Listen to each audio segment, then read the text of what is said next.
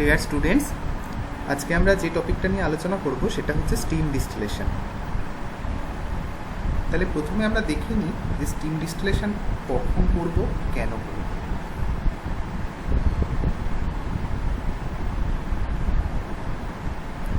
তাহলে fractional distillation আগের লেকচারগুলোতে আমরা পড়িয়েছি, এটা সেই রকমই একটা ডিস্টিলেশন প্রসেস। এখানে তাহলে করা হয় কি, it is a separation process that consist in distilling water together with volatile or non volatile components.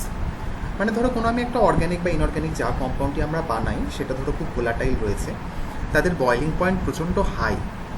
এবারে ফ্র্যাকশনাল ডিস্টিলেশন করতে গেলে আমাকে কি করতে হবে, যে তার মোটামুটি কাছাকাছি বয়লিং পয়েন্টে আমাকে সলিউশনটাকে আর কি বয়েল করতে হবে, তার ভেপারটা আসবে কনডেন্সড হয়ে, সেটা এবার পার্টে পার্টে বিভিন্ন ফ্র্যাকশানে আমার কম্পাউন্ডটা কালেক্ট হবে। কিন্তু এমন দেখো কোনো কম্পাউন্ড আর কি আমরা সিনথেসিস করলাম যেটা ধরো ওর বয়লিং পয়েন্টের কাছে নিয়ে গেলে বা হায়ার টেম্পারেচারে নিয়ে গেলে কম্পাউন্ডটা নষ্ট হয়ে যায়। তো সেক্ষেত্রে কী হবে, সেক্ষেত্রে তো আমার হচ্ছে কম্পাউন্ডটাকে আইসোলেট করা ডিফিকাল্ট হয়ে যাবে থ্রু ফ্র্যাকশনাল ডিস্টিলেশন। তখন ওই টাইপের কম্পাউন্ডগুলোকে, সেটা আমার অর্গ্যানিক হতে পারে, ইনঅর্গ্যানিকও হতে পারে, ভোলাটাইলও হতে পারে, নন ভোলাটাইলও হতে পারে, জেনারেলি অ্যাপ্লাই করা হয় এগুলো অর্গ্যানিক কম্পাউন্ডের ক্ষেত্রে। তখন আমরা স্টিম ডিস্টিলেশন প্রসেসটাকে ইউজ করি। তো এবারে দেখো এই যে স্টিম ডিস্টিলেশনে যে আমরা কম্পাউন্ডটা যেটা ইউজ করছি আর কি, মানে তার সাথে আমার করি কি, যে ওয়াটার ভেপার সেটাকে আমরা মিশিয়ে নিয়ে তারপরে আমরা ডিস্টিল করছি। এটা ডিটেলস প্রসেসটা আমরা একটু পরে আসবো। তাহলে এখানে কি লেখা আছে দেখো, ভোলাটাইলস আর liquid and not mixable with water. মানে যে অর্গ্যানিক বা ইনঅর্গ্যানিক কম্পাউন্ড যেটা আমার ভোলাটাইল বা নন ভোলাটাইল যে কম্পোনেন্টস রয়েছে, যেটা আমরা ডিজায়ার্ড প্রোডাক্ট, সেটাকে যেটা আমরা আলাদা করতে চাইছি, সেটার একটা মেন ক্রাইটেরিয়া হতে পারে যে হচ্ছে সেটা আমার জলের সাথে মিসেবল নয়। তো জেনারেলি যদি আমরা অর্গ্যানিক কম্পাউন্ডগুলোকে বেশি ফোকাস করি, তো সেক্ষেত্রে আমরা দেখবো সেগুলো হচ্ছে আমাদের ওয়াটারের সাথে মিসেবল নয়, তখন আমরা স্টিম ডিস্টিলেশন প্রসেসটা অ্যাপ্লাই করি। এবার দেখো যে ওয়াটারের সাথে মিসেবল নয় এই কথাটার উপর বেশি জোর দিচ্ছি কেন, কারণ আমরা যখন হচ্ছে গিয়ে ফ্র্যাকশনাল ডিস্টিলেশন যখন পড়েছি, যে দুটো কম্পোনেন্ট যখন আর কি আসছে, যার একটা লোয়ার বয়লিং পয়েন্ট, একটা হায়ার বয়লিং পয়েন্ট, তাহলে লোয়ার বয়লিং পয়েন্টের যে কম্পাউন্ডটা রয়েছে তার যদি আমরা বয়লিং পয়েন্টে যদি আমরা হিট করি, তাহলে আমরা দেখি যে লোয়ার বয়লিং কম্পাউন্ডটা আগে ইভাপোরেট করে চলে আসে। এবার এখানে দেখো যে কথাটা বলছিলাম আমরা প্রথম দিকেই, একটা অর্গ্যানিক কম্পাউন্ড রয়েছে যেটা ভোলাটাইল হতে পারে বা নন ভোলাটাইল হতে পারে, তার সাথে আমরা ওয়াটার ভেপার মেশাচ্ছি বা স্টিম মিশিয়ে আমরা ডিস্টিল করছি। তাহলে অর্গ্যানিক কম্পাউন্ডটার ক্ষেত্রে আমরা বলেছিলাম তার বয়লিং পয়েন্টটা অনেকটা বেশি। এবার আমরা যদি হিট করি, তাহলে দেখো আমার হচ্ছে কি, হিট করলে যেহেতু আমার ওই অর্গ্যানিক কম্পাউন্ডের রেসপেক্টে জলের বয়লিং পয়েন্টটা অনেকটা কম, সেটা আমরা তো জানি হচ্ছে গিয়ে 1 অ্যাটমসফিয়ার চাপে সেটা হচ্ছে গিয়ে 100 ডিগ্রি সেন্টিগ্রেড, আর অর্গ্যানিক কম্পাউন্ডটা ধরো 180 ডিগ্রি সেন্টিগ্রেড। এবার আমি যদি 100 ডিগ্রি সেন্টিগ্রেড উষ্ণতাতে যদি আমরা স্টিম ডিস্টিলেশন প্রসেসটা যদি স্টার্ট করি, তাহলে আমরা কি দেখবো, সেখানে আমার জলও যেমন ডিস্টিলেট হিসাবে আসছে, সাথে সাথে অর্গ্যানিক কম্পাউন্ডটাও আসছে।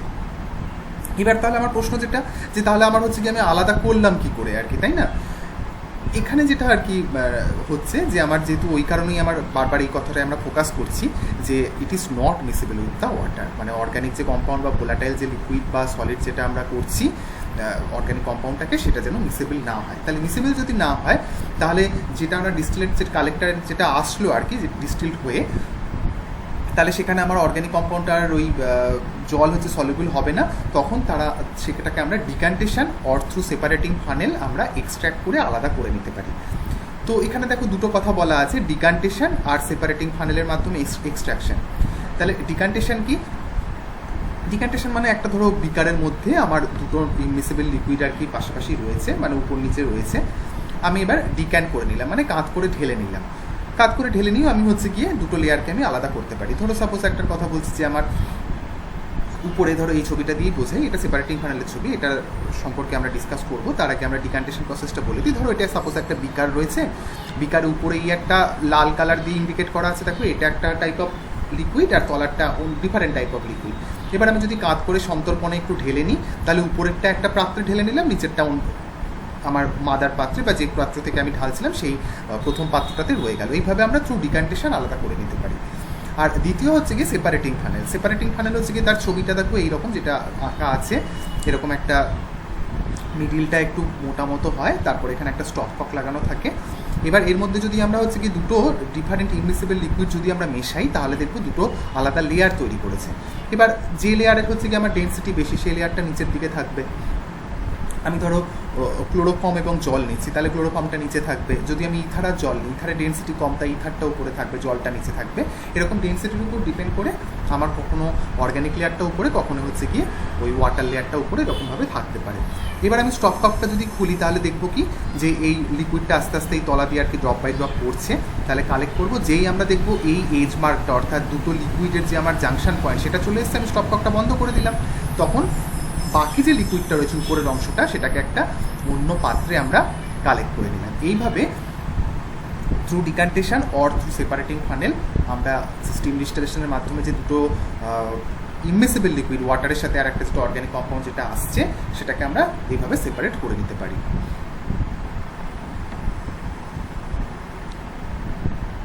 দেখো এটা হচ্ছে কি আমাদের ওই অ্যাপারেটাসটা। এখন তো নানা রকম আর কি মডিফাইড অ্যাপারেটাস আর কি তৈরি হয়েছে। তো এইগুলো আর কি মানে ট্র্যাডিশনাল প্রসিডিওরে এইভাবে আর কি ইউজ করা হতো। যে এইখানে আমার একটা জলের কন্টেনার থাকতো, প্রথম যেটা দেখতে পাচ্ছ সেটা হচ্ছে কি আমাদের একটা জলের কন্টেনার। এখানে হিট করা হচ্ছে, এখানে একটা থার্মোমিটার লাগানো আছে, এই ভেপারটা এখান দিয়ে আসছে, আর এই পাত্রে হচ্ছে আমাদের ওই ভোলাটাইল অর্গ্যানিক কম্পাউন্ডটা আর কি রয়েছে। তাহলে আমার এই ভেপারটা এখানে আসছে, ভেপারটা এখানে এসে তারপর এই এই পাত্রটাকেও যেখানে আর কি আমার অর্গ্যানিক কম্পাউন্ড রয়েছে সেটাকেও আমরা হিট করছি। এবার জলের বাষ্প অ্যাজ ওয়েল অ্যাজ আমার অর্গ্যানিক কম্পাউন্ডের বাষ্প, এই যে নলটা রয়েছে এই সেকেন্ড নলটা, এটা দিয়ে আমার এই ছোট্ট পাত্রে আমার ড্রপ বাই ড্রপ কালেক্ট হচ্ছে। আর এখানে আমরা একটা কন্ডেন্সার লাগিয়ে রেখেছি, এখানে একটা ইনলেট, এটাকে আউটলেট বলা হয়, দেখো যেটা অ্যারো দিয়ে দেওয়া আছে। এখান দিয়ে আমরা জল পাস করাই, তার মানে হয় কি যে ভেপার যেটা আর কি এই নল দিয়ে আর কি আসছে, যেটা এই সরু নলটা দিয়ে, সেটাই জলের সংস্পর্শে এসে ঠান্ডা হয়ে সেটা লিকুইডে কনভার্ট হয়ে আমার এই ছোটো পাত্রে অ্যাজ এ ডিস্টিলেট কালেক্ট হচ্ছে। তাহলে আমরা কি দেখলাম, এই ডিস্টিলেটে আমার জলের অণু রয়েছে বা জল রয়েছে, সাথে সাথে সেটা আমার অর্গ্যানিক কম্পাউন্ডকে আমরা নিয়ে আসছি। এবার তারপরে এইটাকে আমরা করবো কি সেই থ্রু ডিকান্টেশন বা থ্রু সেপারেটিং ফানেল, যেটা একটু আগে আমরা ডিসকাস করছিলাম, এই পয়েন্টটাতে আমরা আলাদা করে নেব।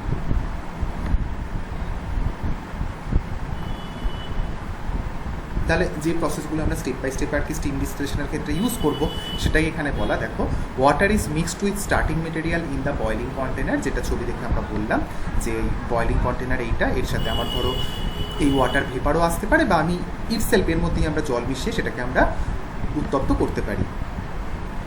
Or starting material is suspended above the water in the boiling flask. তার মানে ওই যেটা বলছিলাম যে হচ্ছে আমাদের যে কম্পাউন্ডটাকে ডিস্টিল করতে চাইছি সেইটা জলের সাথে ইনমিসিবল হবে, সেই কারণে আমরা মানে ওই ভেপারটাকে ওই জলের মধ্যে পাস না করিয়ে ডাইরেক্ট একদম আমরা স্টার্টিং মেটেরিয়াল অর্থাৎ যে কম্পাউন্ডটা আমার কালেক্ট করতে আমরা চাইছি অর্গ্যানিক কম্পাউন্ডটা, তার সাথে জলটাকে আমরা সাসপেনশনে রেখে, যেহেতু ইনমিসিবল সেই কারণেই সাসপেনশনে থাকবে, আমরা হিট করে স্টিম ডিস্টিলেশন প্রসেসটাকে ক্যারি আউট করতে পারি। এবার দেখো, ড্রাই স্টিম ডিস্টিলেশন বলতে কি বোঝায়, এখানে হচ্ছে কি যে আমরা লিকুইড ফেজটাকে আমরা মেশাচ্ছি না, steam from boiler is force to flow the volatile organic or any materials in a separate container, মানে যে ছবিটা আমরা এখানে দেখিয়েছিলাম যে এখানে কি হচ্ছে ডাইরেক্ট আমরা কম্পাউন্ডের সাথে জল মেশাচ্ছি না, কিন্তু এই হিট করছি যখন, তখন এই জলটা আমার ভেপার হয়ে H2 ভেপারটা আমার অর্গ্যানিক কম্পাউন্ডের সাথে মিক্স হচ্ছে, দেন আমার এটাকে আমি সেকেন্ড কন্টেনারটাকে যখন হিট করছি সেখান থেকে আমার জল এবং অর্গ্যানিক কম্পাউন্ডটা থ্রু কনডেন্সড হয়ে অ্যাজ এ ডিস্টিলেট এই ছোটো কন্টেনারে জমা হচ্ছে।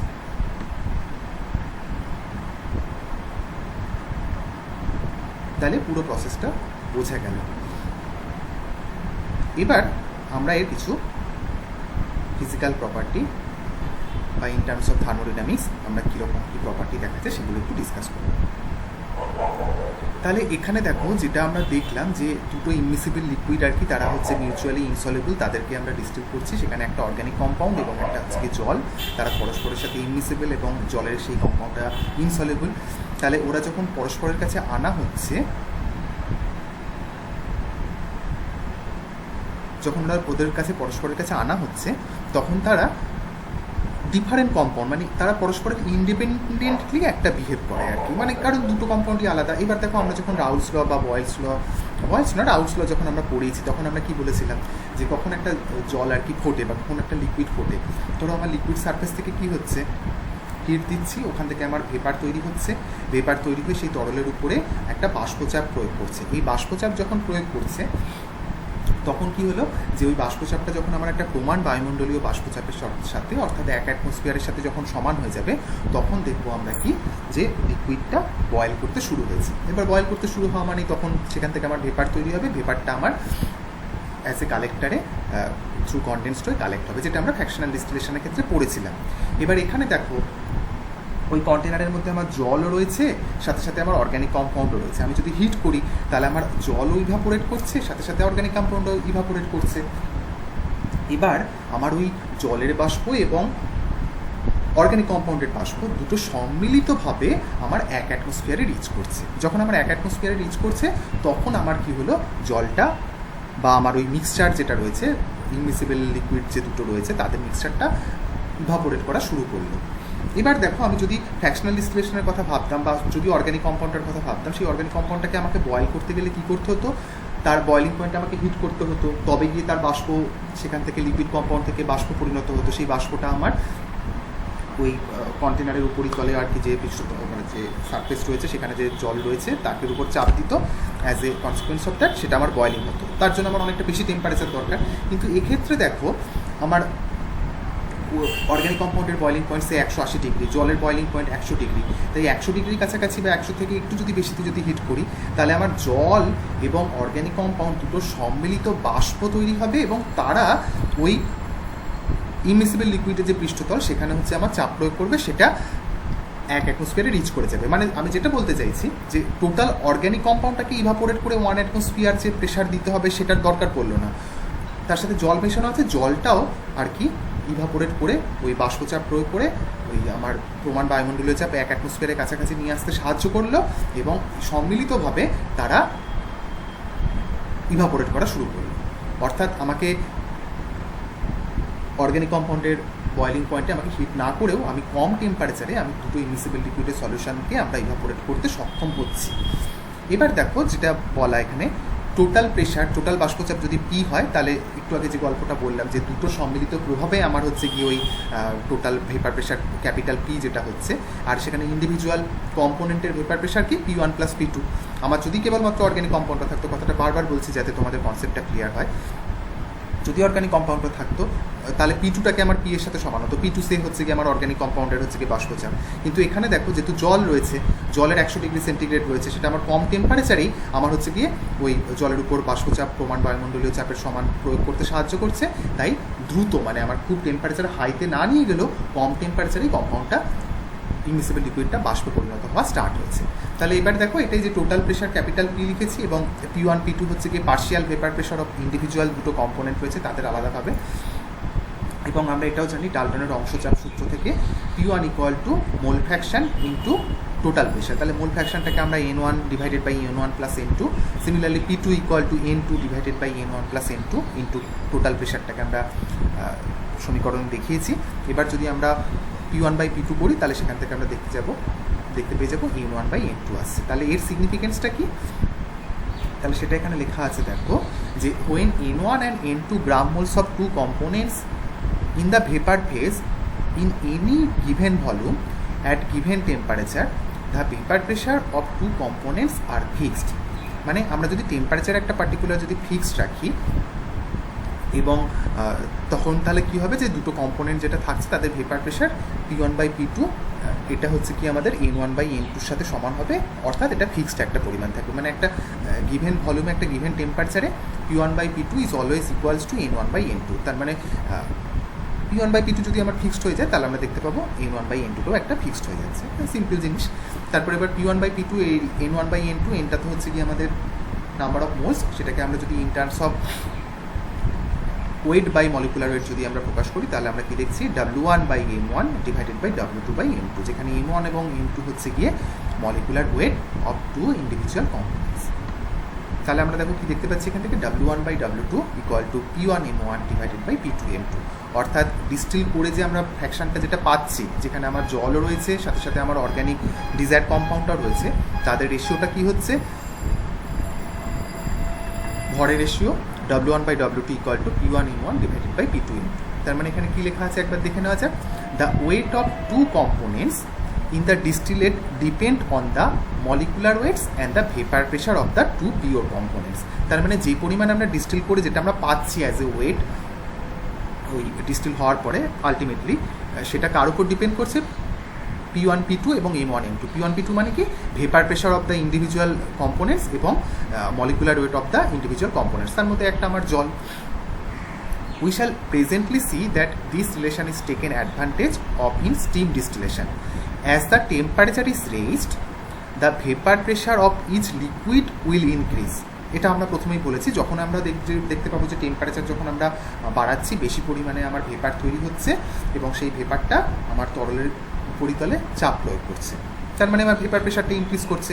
So that total vapour pressure will rise, মানে এই কথাটা বারবার যেটা আগে বলেছিলাম যে টোটাল ভেপার প্রেশারটা আমরা তখন দেখবো বেড়ে যাচ্ছে। আমরা ইন্ডিভিজুয়াল কম্পোনেন্টের জন্য আমার আলাদা আলাদা করে কোনোটা যদি অর্গ্যানিক কম্পাউন্ডের 180 বয়লিং পয়েন্ট হয়, সেখানে আমাকে 180-তে ফোটাতে হলো না। আমরা দুটো লিকুইডকে ইমিসিবল লিকুইডকে মিশিয়ে যদি আমরা হিট করি তাহলে দেখবো যে ভেপার প্রেশার তৈরি হলো সেটা ওই দুটো কম্পাউন্ডের একসাথে আমার টোটাল কম্পাউন্ডের ভেপার প্রেশারটাকে, টোটাল কম্পাউন্ডের বললে ভুল হবে, টোটাল ভেপার প্রেশার যেটা রয়েছে সেটাকে রাইজ করছে। As a consequence of that আমার সুন্দরভাবে আর কি ভেপারে পরিণত হচ্ছে লিকুইডটা।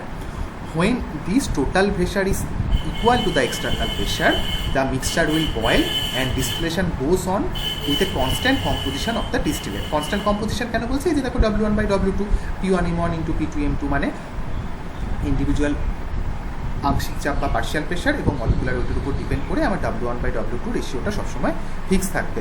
The boiling point will be lower than the boiling point of either of the two liquids. এই কথাটা খুব important.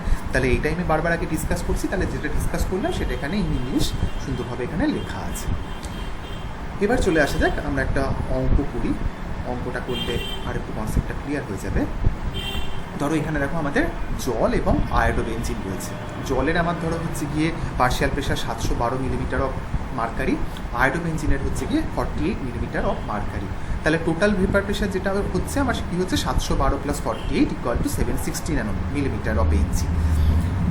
The liquid to be purified is taken in a flask, মানে আমরা যদি আয়োডোবেনজিন এবং জলকে যদি মিশাই এবং আয়োডোবেনজিনকে যদি আমরা আলাদাভাবে ডিস্টিল করে পৃথক করতে চাই তাহলে দুটোকে আমরা মেশালাম এবং হিট করলাম। তাহলে steam from separate generator is also simultaneously injected when the temperature is raised high enough to make P1 + P2 হচ্ছে 760 ন্যানোমিটার। দেখো তাহলে আমার টোটাল ভেপার প্রেশার 760 ন্যানোমিটার। যখন আমি দেখবো যে জল এবং আয়োডোবেনজিন দুটোর থেকে সম্মিলিত বাষ্পর আর কি যেটা বেরোচ্ছে সেটা নির্গত হয়ে 760 মিলিমিটার অফ এইচজি যখন আমার ভেপার প্রেশার যখন তৈরি করে ফেলেছে তখন আমার ওই লিকুইডটা ভেপারে পরিণত হওয়া শুরু করবে, অর্থাৎ টোটাল লিকুইডটা মানে যেখানে আমার organic compound as well as আমার স্টিম বা জল মেশানো আছে সেটা আমার ডিস্টিলেশন শুরু হবে। এবং সেই ডিস্টিলেশনের রেশিওটা আমরা কীভাবে পাবো, দেখো W1/W2 = M1 × P1 / M2 × P2, যেটা আমরা একটু আগে এখান থেকে বের করেছিলাম এই সমীকরণ থেকে। দেখো M1 হচ্ছে কি দেখেছি আমরা 204 মানে কি আয়োডোবেনজিনের মলিকুলার ওয়েট ইন্টু 48 মানে হচ্ছে কি আয়োডোবেনজিনের আমার কি দেখছি পার্শিয়াল প্রেশার /18 সেটা হচ্ছে কি আমার ওয়াটারের H2O, আর 712 এটা জলের পার্শিয়াল প্রেশার, সেটা থেকে আমরা কী পাচ্ছি অ্যাপ্রক্সিমেটলি একটা 7/9 রেশিও পাচ্ছি। এবার এখান থেকে কী পাচ্ছি যে আমরা যদি 16 গ্রাম যদি আমার ডিস্টিলেট যদি আসে, মানে এই যে ছোট্ট কন্টেনার এখানে যদি আমরা টোটাল ডিস্টিলেশন করে আমরা যদি 16 গ্রাম কম্পাউন্ড পাই তাহলে সেখানে আমরা কী দেখবো 16 গ্রামের মধ্যে আমার হচ্ছে গিয়ে 7 গ্রাম রয়েছে হচ্ছে আয়োডোবেনজিন এবং 9 গ্রাম রয়েছে জল। তারপর আমরা কী করবো যে আমরা ওই থ্রু ডিক্যান্টেশন বা থ্রু আমার হচ্ছে কি সেপারেটিং খালি এক্সট্রাকশন প্রসেসে আমরা দুটো ডিফারেন্ট ইনমিসিবল লিকুইডকে আমরা আলাদা করে নিতে পারবো এবং আয়োডোবেনজিনকে আমরা কালেক্ট করে নিতে পারবো। দেখো এখানে একটা জিনিস একটা বলে দেওয়ার যে আয়োডোবেনজিনের হচ্ছে গিয়ে পার্শিয়াল প্রেশার 48 মিলিমিটার, অর্থাৎ বুঝতেই পারছো পার্শিয়াল প্রেশার কম মানে এর বয়লিং পয়েন্ট অনেকটা বেশি। ধরো দেখা গেল কথার কথা 180 ডিগ্রি সেন্টিগ্রেডের কাছাকাছি যদি বয়লিং পয়েন্ট হয়, তো এখানে মেনশন করা আছে 188 ডিগ্রি সেন্টিগ্রেড।